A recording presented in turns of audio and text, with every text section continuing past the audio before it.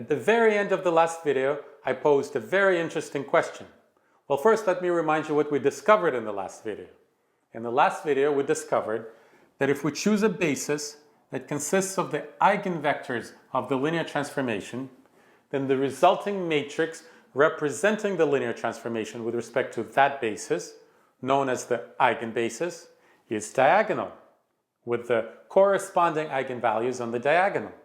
So the natural question was whether it's possible for a particular transformation to come up with a basis such that the resulting matrix would be even simpler, the identity matrix. And we were wondering whether it's always possible, sometimes possible, or perhaps never possible. And the answer is, with one exception, it's never possible. That one exception is a very special linear transformation known as the identity transformation.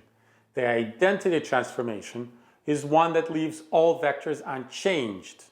If you denote it by the letter T, although the letter I is more common, but if you denote it by the letter T, its definition would read T of V equals V for all vectors V. So that's why it's known as the identity transformation. It leaves all vectors unchanged. So from a certain point of view, it's a very boring linear transformation. And as far as the identity transformation is concerned, it is always represented by the identity matrix in the component space, no matter what basis you choose. So the identity matrix, the identity transformation, is represented by the identity matrix in the component space for all choices of basis. And that's the one exception to our answer of never. So with that exception out of the way, the answer is never. It is not possible for a given linear transformation, other than the identity linear transformation, to come up with a basis so that the matrix representing that linear transformation would be the identity matrix. So this is pretty much as simple as it gets. And I think we pretty much know the answer why. It is because, of course, as we've experienced so far, though we have not formally proven it, we will shortly, that the eigenvalues of any one of these matrices are the same as the eigenvalues of the linear transformation that they represent. We never answered the question of what about the eigenvectors of these matrices? Well, it turns out that exactly what you would expect is true.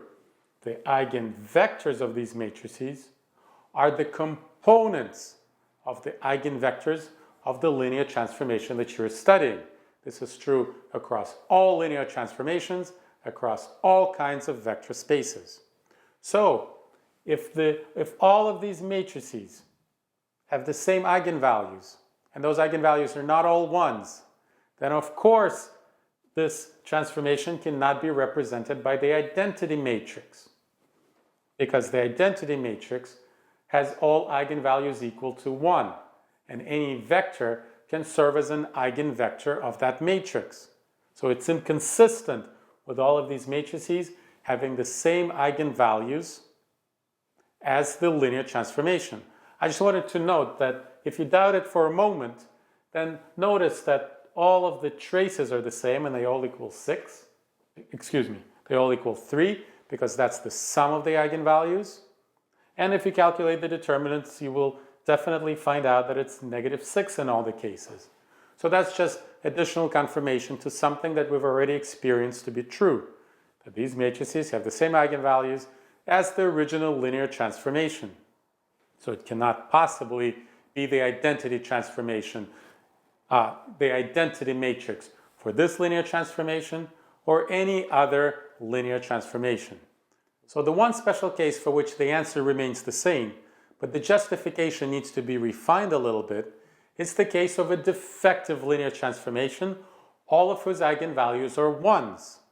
For that linear transformation, we cannot reject the identity matrix on the basis of its eigenvalues, because all of its eigenvalues are 1s, just as the eigenvalues of the linear transformation that it potentially represents. So the argument indeed needs to be refined, and we would still be able to reject the identity matrix on the basis of its eigenvectors.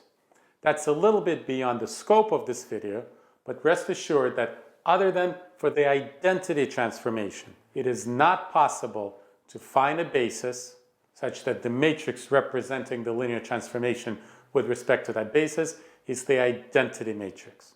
The conclusion is that the eigenbasis is just about the most special basis that you can find. It's the basis that leads to the simplest, from a certain point of view, matrix representing it.